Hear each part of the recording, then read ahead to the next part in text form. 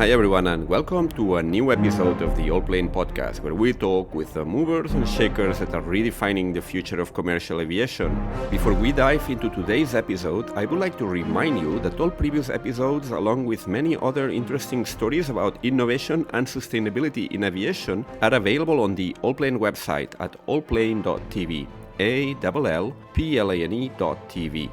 I would also like to invite you to subscribe to our newsletter, which focuses on sustainability in the aviation industry. You can find the subscription link right on our website. And now let's get into today's episode. Our guest today is Megha Bhatia, Chief Commercial Officer at Eve Air Mobility. Eve Air Mobility is actually the eVTOL arm of Embraer, the Brazilian aircraft maker. However, from its very beginnings, Eve has enjoyed a considerable degree of autonomy, to the point that it is actually a separate entity which is publicly listed on the New York Stock Exchange. Being linked to Embraer, however, confers a number of advantages to Eve, such as being able to leverage much of the in-house technical expertise at Embraer, as well as the very extensive and global customer support network. Today with Megha, we're going to review the state of this project, which is actually getting quite close to the moment of truth, the flight testing stage. We are also going to talk about Eve's commercial prospects and the markets that Megha's team has identified as prioritary. In fact, Eve released earlier this year a very comprehensive market report in which it outlines what is the company's view of the future of the eVTOL market for the next 20 years. So we're going to talk about this as well. And also more generally about where does Eve fit into the broader eVTOL landscape? Because this is, after all, a heavily competitive industry in which so far we have more questions than answers. But you can tune into today's episode and listen how Megha answers to all these questions one by one. But I think it's best if now I stop talking and without further ado, I welcome Megha to the podcast. Hello, Megha. How are you? Good, thank you, Mikhail. How are you? Very good. Thank you so much. We had the chance to speak not so long ago. I think it was like 2 or 3 months ago, just before the Paris Air Show, where you had a really large chalet showcasing the full-size mock-up of your eVTOL. And you had released at the time your market outlook for the next 20 years, which was quite interesting and is something we're going to talk about now. First of all, let me just introduce you to the audience. So basically, you're Chief Commercial Officer of Eve Air Mobility, which is one of the leading eVTOL, or should we say maybe advanced air mobility developers, part of the Embraer group, the very prominent aircraft manufacturer. And yeah, so you've got one of the most promising eVTOL projects right now under development. And yeah, I think it's going to be a great opportunity for many in the audience to learn about it. Can you tell us a little bit about yourself, how you ended up at Eve? I think you were at Rolls-Royce for quite some time in leadership positions. Tell us a bit more about yourself, please. Absolutely. First and foremost, Mikhail, thank you so much for having me here. It's such a pleasure, and it was a pleasure speaking to you a few months ago. And yes, we did have some exciting milestones around the corner and some that we had published, and we can, I'm looking forward to digging into all of that later today.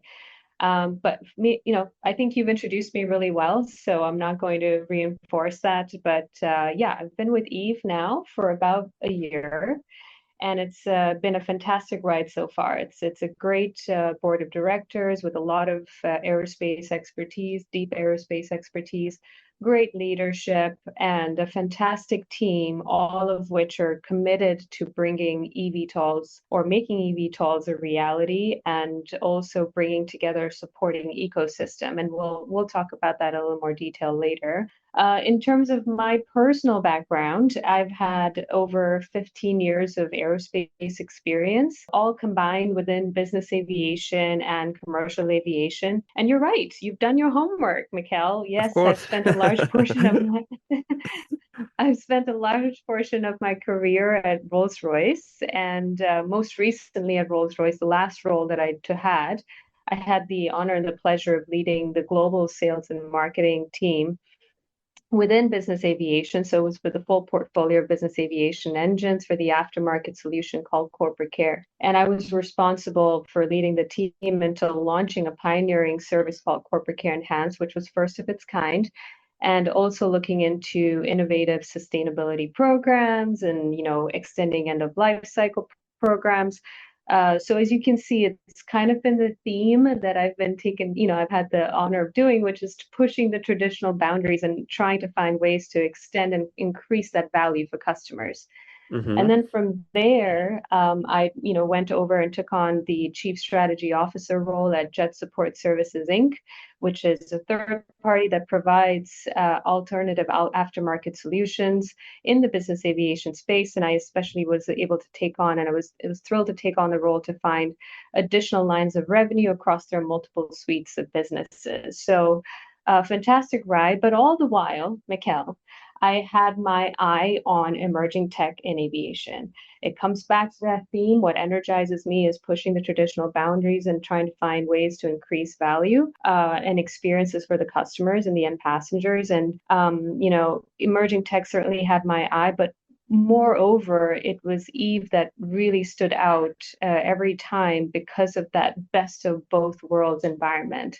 It's being able to leverage all of that deep aerospace expertise, but then also combining that with that, startup agility and innovative mindset. And so, I certainly thought that Eve was one of the players that stood out to be positioning itself and making AAM a reality. Was certainly one of the strongest players I saw in the market. And so when this opportunity presented itself, I mean, I think for me it was a no-brainer. Mm-hmm. I was like, okay, this is the time. We're at an inflection point. And I think we're coming to the point where the market, the customers, even the OEMs are driving towards tangible milestones. And it's an exciting part and time for me to play a small role in this wider, exciting chapter that we're about to turn the page onto for aviation. Well, a small or a big role, depending on how you count it, because Eve, I would say maybe hasn't got as much media attention as other prominent developers like Joby, Archer, but actually it's an interesting case because it's part of one of the large aircraft manufacturers, and that I think has an interesting aspect, which is you mentioned kind of it's all the ecosystem and support infrastructure that you already have in place. Embraer is active in commercial aircraft, in executive jets, and it's got a global network to support those jets that are out there. We can talk about this a bit more in detail later, but first of all, I would like to dig a bit further into this relationship between Embraer, the Brazilian aircraft manufacturer, and Eve, because it's a kind of a spin-off from Embraer, but you are independently managed and independently listed company. You're listed in the stock market and you're pretty much an independent entity, right? So Eve is an independent company today, and Mm-hmm. it's publicly listed on the New York Stock Exchange, now on the Brazilian Stock Exchange as well. And we are about 70% owned by Embraer, and then we have a combination of investors as well, in addition. And what that brings with it is the ability to leverage Embraer's 56 years of experience, now 56 years of aerospace experience, when it comes to critical engineering talent, infrastructure, IP. Just to give you an example, we have over 800 Embraer engineers that are dedicated to the aircraft development program. The fly-by-wire technology that you see in the Embraer jets, we're going to incorporate that technology into the eVTOLs.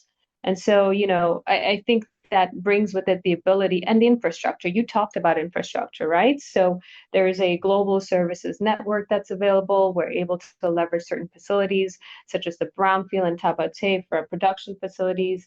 And these are just examples of how we're able to leverage all that critical talent and use that to be able to ensure that we have a robust and mature aircraft development program as we go and plan ourselves for entry into service around the corner for in the next couple of years. We're also able to develop this lean structure where the strategic partnership enables us, like I said, to be able to leverage all of those resources, which then enables a lean structure. And that enhances Eve's credibility and efficiency in the industry. Mm-hmm. Mikhail, you talked about perhaps maybe us not making as much noise, but I think that comes back to our ethos and our philosophy.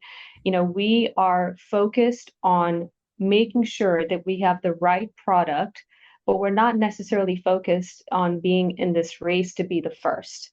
Yeah. We want to ensure that we have the right product that will be a mature and reliable product, and it's, certifiable from the ground up.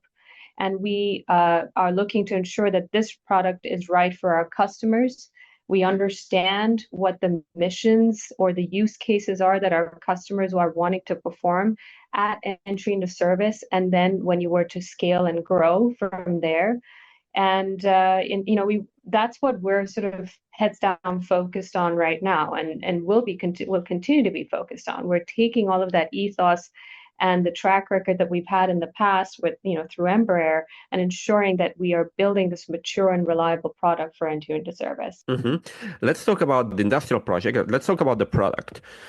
You are developing an eVTOL. I think it was called Eve 100. I don't know if that's still the official name of it. And you released about a year ago, I think July 2024, you released the first prototype, non-conforming prototype. So that's the aircraft that's going to be destined to do all the like flight testing and stuff. Where are you now when it comes to product development, and what can we expect in the coming weeks and months? Wonderful, Mikhail. So, as you know, we unveiled our engineering prototype, which we are currently ground testing right now.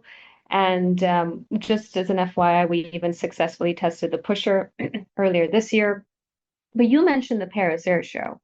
And Yes. earlier at the Paris Air Show, we had a full-scale mock-up, which is a tangible representation of what the final product is going to be at entry into service. And it was quite exciting to unveil that for the first time, because all stakeholders, I'm talking customers, public officials, government officials, civil aviation authorities, infrastructure providers, even you, Mikhail, you were out there and you were able to see Indeed. it.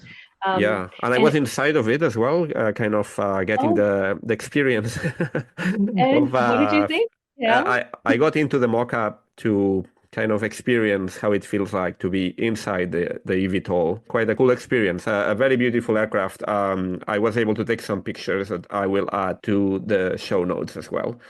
But yeah, Awesome. yeah, So, yeah. and I'd love, if I may, and it's really good to hear that for me, Mikkel, because we had customers sit in that product, and and multiple stakeholders sit in that product, and the overwhelming response was that this is a fantastic product in size. The cabin was spacious enough to be able to travel the 15-20 minutes that you would travel in an airport shuttle or a tourism use case, 20 to 30 minutes top. The seats were actual Recaro seats, so they were not mock-up. They were the real Recaro seats that will be placed in our cabin. You were able to get a really good sense of the baggage capacity that will hold just 2 check bags, 2 carry-ons, or multiple carry-ons, depending on if you're just bringing carry-ons. So there's spacious baggage capacity as well. And so, all of this was to be able to give the market a real sense for what the product experience is going to be. And there was an overwhelming positive response. And so, with that, you had asked like what our timeline is for our engineering prototype. We're currently, like I mentioned before, our process is that we are focused on a certain methodical way of moving forward, right? And so our process is that we individually test our components. And so we're individually testing our rotors or our lifters right now. And, when we get through that testing, we will look to integrate them onto the system. And so that means the engineering prototype, and that puts us to flying later this year, early next year for the engineering prototype. And then we have a parallel path that we will continue to focus on commercial aircraft development for our conforming prototypes. So we're currently looking into ensuring that we have the conforming parts ready, and readying them this year. And then we expect to fly our conforming prototype sometime around March or April next year, which ensures that certification remains on track for 2027. So we're projecting certification still to take place in 2027, complemented by the first deliveries also to take place in 2027. Isn't it a very ambitious time frame? Because I mean, there are some eVTOL developers out there, we won't name them, that they've been flying for, I don't know, like 2-3 years already in flight test mode, and still not there. They say they are getting close to it, but not yet certified. So it sounds pretty ambitious, to be honest. Yeah, no, I think it's a fair comment, Mikhail. I think it comes down to our process, right? Like we've always certified from the ground up.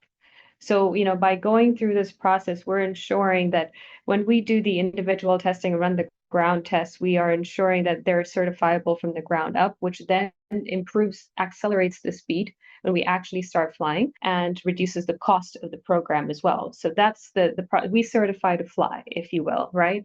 Not fly to certify. And so that's what we're focused on, and we're confident that we can, it's a challenge. Let's not sugarcoat this. Of course, it's a complex challenge to take on a number of fronts, right? Regulatory, being able to ensure that we adhere to the certification, et cetera. This is a new emerging technology. However, we're following the systemic process that we've worked and it's worked for us in the past, and looking to map that out for a projection of TC in 27. Yeah, and let's talk a little bit maybe about your area of, let's say, of the business, commercial.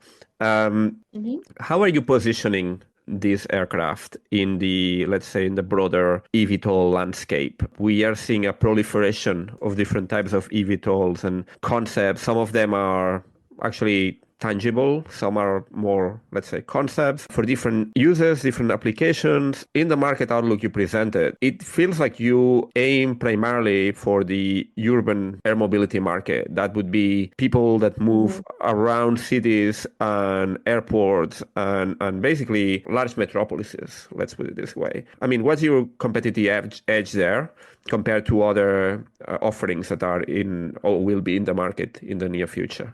We do believe that urban air mobility sector will be the sector to bring in the transformative technology that will help, that will ensure and enable safe, sustainable, and accessible technology for the masses.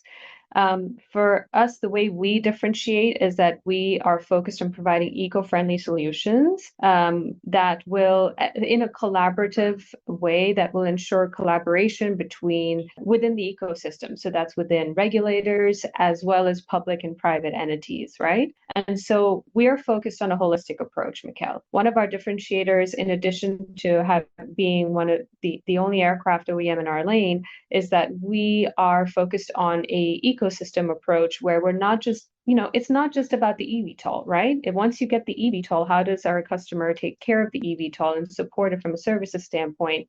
How is it going to navigate in the skies? And so we're focused on also the aftermarket support, which will be comprehensive in nature with regards to supporting the eVTOL, as well as developing what will be a unique and innovative air traffic management solution called Vector. Mm-hmm. Yeah. And with this ecosystem approach, and in addition to this, we've also fostered partnerships with infrastructure providers such as Signature Aviation and Atlantic Aviation. These are just examples. We've done proof of concepts or concept of operations studies. We're also playing a role in testing sandboxes. So but we are playing to our strengths, and our strengths are the fact that we are an OEM.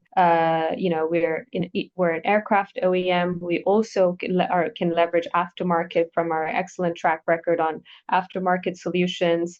And so we're bringing all of this to the table while also collaborating closely with ecosystem players so that we can ensure that we're influencing and we're working together with the ecosystem to basically set it up for success from day one as much as possible. When it comes to the commercial aspect, Mikkel, you know this, Mikkel, we've had the leading order backlog, which is valued at about 14.5 billion. And this backlog is global by nature. So we have customers, or actually we have backlog with various kind of stakeholders, which I'll get into here, across the world. So we're talking, Brazil, US, Japan, Korea, Australia, India, to name a few, right? Which Yeah. just shows the tangible demand and interest for Mm-hmm. this sector and for operations in this sector. It's Yeah. diverse in nature, not just globally, but also the use cases that you'll see. But I will say that large in part, it's airport shuttle, tourism use case, and short urban point-to-point. You'll find that those three use cases are essentially mixed in terms of the demand that we're seeing. Now, the backlog has been built over the years, right? So it's a little fluid in that, there's been some cancellations, a handful of cancellations, but they've been offset by additions as well. So we've seen LOIs, for example, last year that we got with Heli Inc. We've also added LOIs this year, as you're familiar with Aero Yeah, Solutions is an example in Costa Rica. indeed. Yeah. So yeah, but our focus, Mikkel, remains on now. Our focus is on converting that LOI backlog to firm orders, because as you and I talked about, entry into service is touted for the next couple of years. That's what we're projecting, and we want to be able to work with our customers to understand what those entry into service routes will look like to start, and thereon also scale, what it'll scale to, and ensure that we also have the ecosystem that's ready for its support. And we're focused on converting our backlog by demonstrating value to the customers, by demonstrating value to our customers through prototype testing, through the aircraft development and the progress in the program. So no, it's quite exciting. I think you also know, Mikkel, that we firmed our first order at Paris Air Show. That was really huge milestone, an exciting milestone for Eve to be able to firm, which means we converted one of our LOIs to a firm order for 50 eVTOLs and services as well. Who was the customer? It was Revo, Mm-hmm. and they will be the launch customer in Sao Paulo. Mm-hmm. And Sao Paulo, can you tell me, you know, right, Mikkel? It's one of the strongest helicopter markets. You read my mind, Megha, because I was about to point out that possibly an understated advantage that you guys have is that you are based right next to the largest existing urban air mobility market in the world, which is the city of Sao Paulo, which I don't know how many helicopters it has, but it is, or it used to be for a long time, the largest urban helicopter market in the world, ahead of New York and Tokyo and other big metropolises, I think. I believe it's 400 flights a day, helicopter flights a day in Sao Paulo. You're absolutely spot on, Mikkel. It's a very strong market, and that's why it's one of the key primary markets for us to launch operations. It's certainly, we're able to leverage all of that expertise and infrastructure and ready it for eVTOLs. And so we're quite excited to partner with Revo to be able to launch operations in Sao Paulo and we're proud that they're going to be the launch operator in Sao Paulo. And then, I think Brazil and then the US also concurrently maintains as a strong market for us. So Brazil and the US are primary markets for us. And then we look to, grow and scale from there. Yeah, obviously Embraer is originally a Brazilian company, but you have a very strong US footprint in Florida in particular. You have the Executive Jet Center, and I'm assuming that that's going to be the case as well with Eve Air Mobility as soon as you get into the industrial production stage, right? Where we're globally headquartered today, Mikkel. So Eve is globally headquartered here in the US at the Engineering Technology Center at Embraer Jets campus. So we are based here in Florida. And as I meant, and actually over 50% of our backlog is based in the US. Yeah, absolutely. Florida is one of the target markets that we have, in addition to California, New York, Texas, to name a few, right? But Brazil and the US are key primary markets for us to, launch and grow. And then we also see a lot of potential if you continue to grow globally to the east side of the world because of the strong potential in the mega cities and the rising middle class. So we will, we do have ambitions to grow on that side of the world as well. Let's talk a little bit about the market outlook report because it will help put this in context. I've got some numbers here. So you quantify the market for the next 20 years, roughly, at around 30,000 aircraft between 2026 and 2045, which would mean that about 3 billion people would be flying. I think that's an accumulated number. So it would be all through these 2 decades, and a market of 280 billion for this urban mobility market. This also, as you mentioned, very focused on the large cities. You also quantified there's going to be 1,800 cities around the world with more than 1 million inhabitants. So those are the primary markets you are going to be focusing on. In this context, is this a demand that it's going to be created from scratch, or are you planning to replace existing modes of air transportation like helicopters? There are about, I think, 27,000 helicopters right now I don't know if that includes military. I guess that's only civilian, 27,000 helicopters. Are you planning to replace those, or you see a role for both in parallel? Absolutely, Mikhail. So it's, I think all the numbers are spot on there.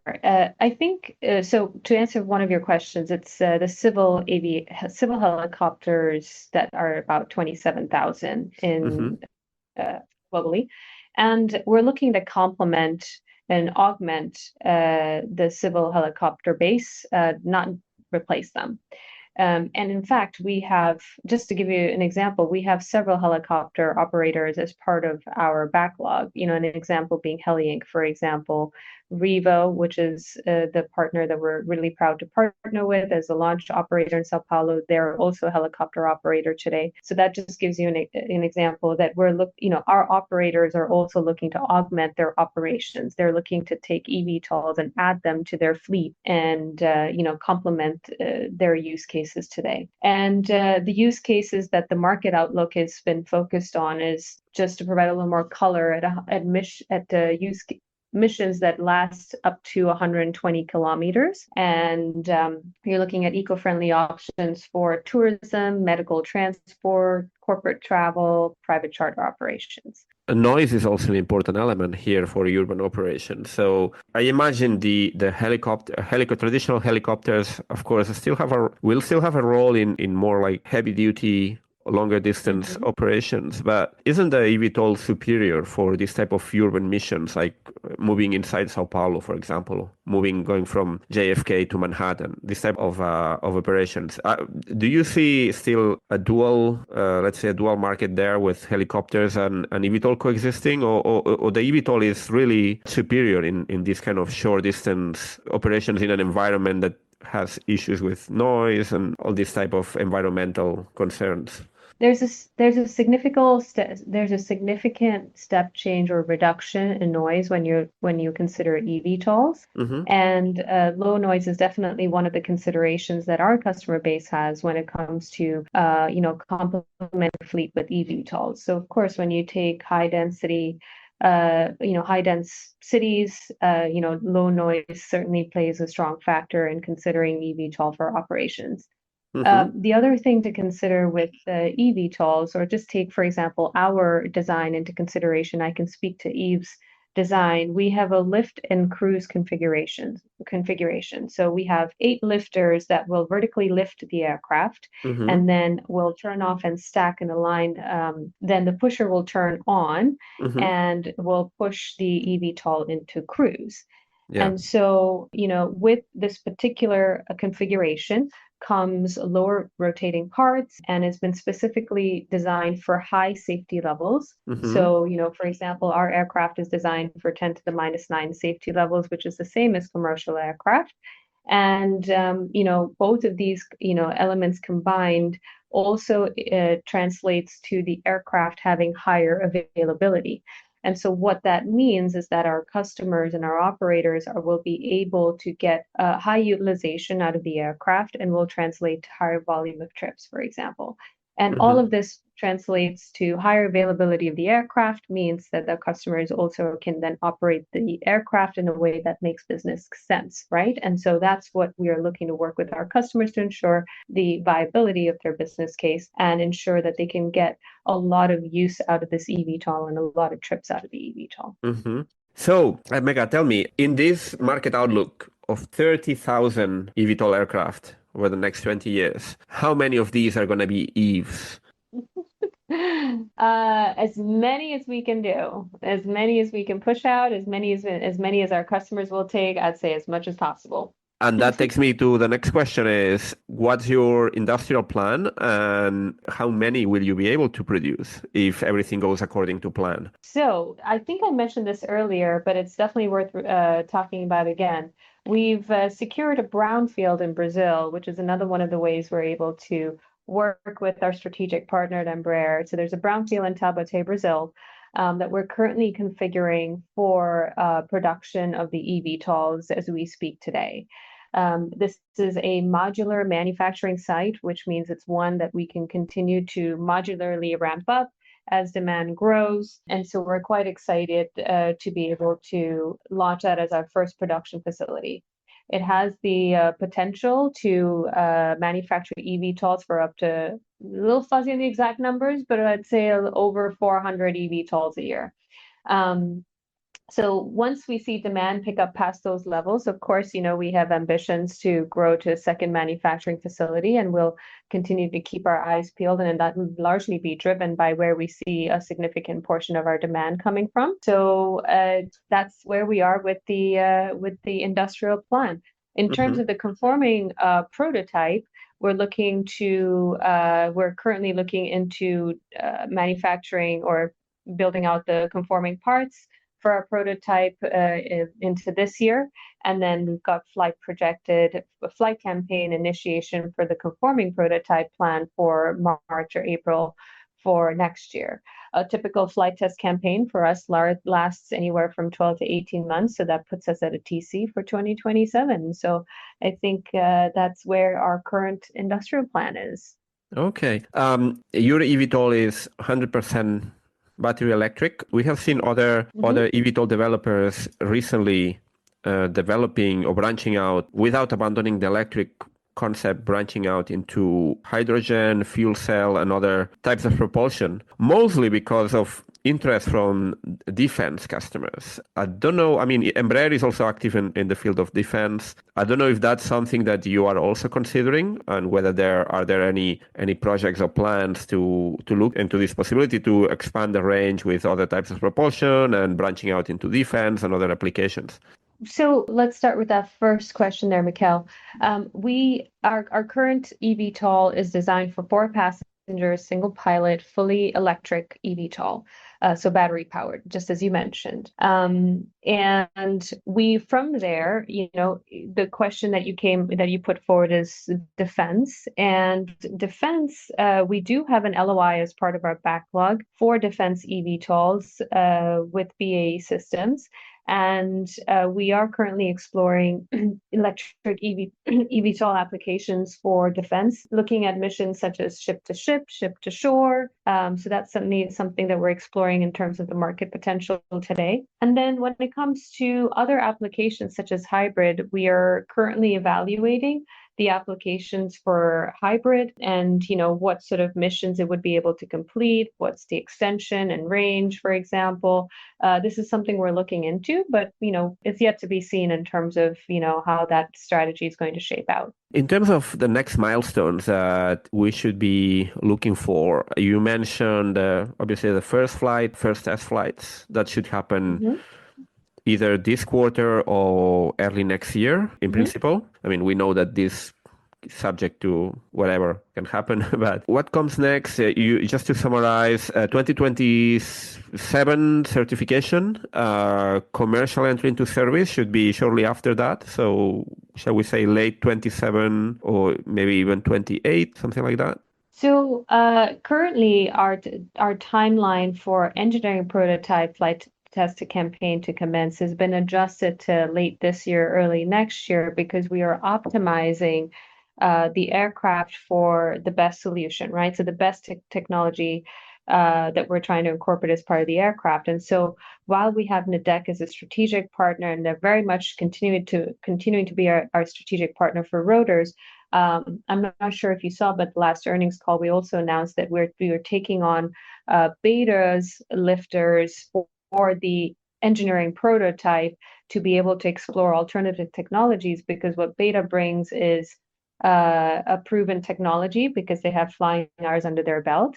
And Mm-hmm. so we're de-risking and exploring, two different types of technologies to be able to find the best solution for the aircraft, and also to be able to optimize the performance of the aircraft.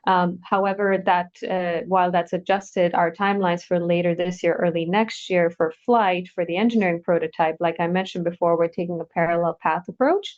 And so we're looking to commence our flight test campaign for the conforming prototype as currently planned for next year, which would then keep the entry into service timelines on track for 2027. And consequential first deliveries of the eVTOLs will also take place in 2027. So that's the path that we've mapped out so far for our timelines. And that's what's coming next. And I'd say that's quite a bit. Great. You know, And are you Go fully ahead. funded to get to that stage, or you're looking to raise more capital in the meantime? That's a really good question. We're really excited. I think you saw that, Mikhail, but we're really excited to announce the latest capital raise in 230 million. And that was just a few short weeks ago. Yep. And so that for now, with the additional capital raise, we have a robust financial runway through entry into service. And, while we'll keep, at the moment, we're not necessarily looking for additional capital.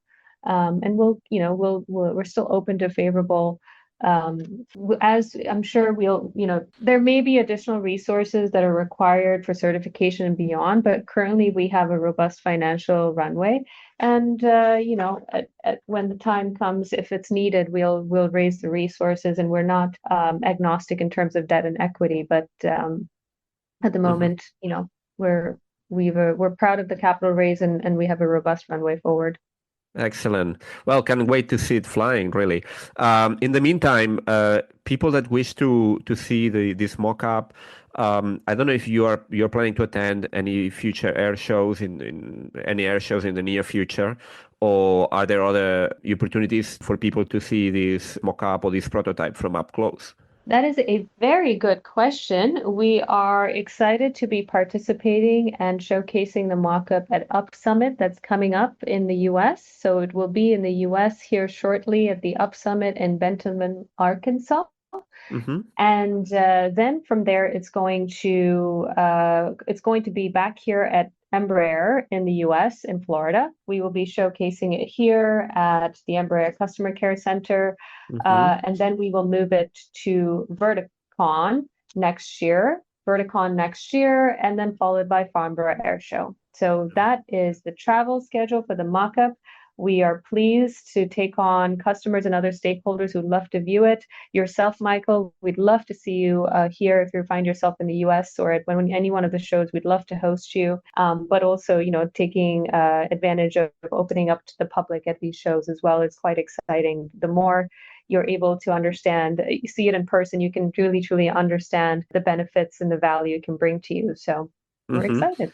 Indeed, yeah. Well, in the meantime, of course, I will post some of the pictures I could take during the latest Paris Air Show. Aside from that, just left for me to ask you to list websites or online resources where people can learn more about Eve. Right now? Yeah. Okay, so I think www.evairmobility.com is our website, Mm-hmm. and you can find all the latest new press releases, pictures on the mock-up, customer announcements, the latest commercial announcements, capital raise. You can find every resource there, but feel free to also reach out to any of the team members here, myself, and our wider team members. Of course, I have a sales team, so I'd be happy to provide some details there as well. Perfect. Thank you so much, Megha, for this very detailed explanation about what you guys are doing and this very promising project that you are working on. So yeah, I will be posting links to all of this in the show notes. And in the meantime, just left for me to wish you all the best with this endeavor. Thank you, Mikhail. This has been really fun. I appreciate the time. If you like this podcast, you can support us by giving it a great rating on Apple, Spotify, or whichever platform you get it from. And remember, you can of course subscribe to it.